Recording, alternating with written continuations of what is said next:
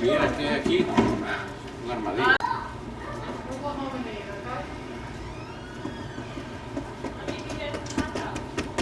No. No, no. Don't tap on my glass.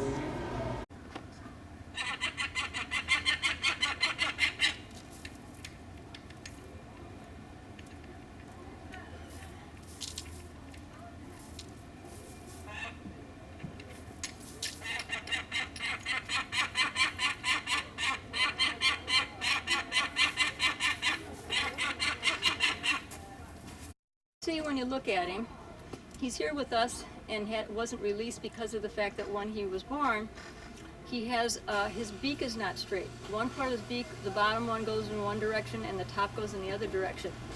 And so if he were released, he would have a very difficult time eating his food, being able to kill it and eat it and that kind of thing. And so that's why he became an education bird and is going to stay with us. But they're really great birds, and they're the fastest creatures alive, because what they do is when they eat other birds, that's their diet. And so they'll go up high in the sky, and they'll see another bird flying, and they tuck their wings in, like right next to their body, and they go into a dive, and they sort of look like a bullet, and they can go about 200 up to 240 miles an hour, or maybe above that. So there's nothing else on earth that's as fast as a peregrine falcon.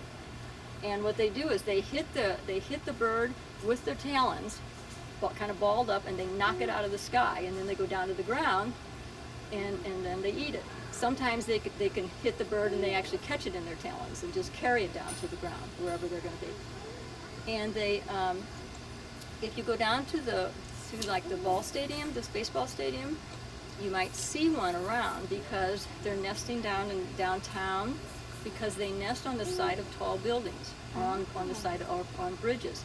So some of them are nesting on bridges, and they've had babies for several years, and their food that they eat are the pigeons.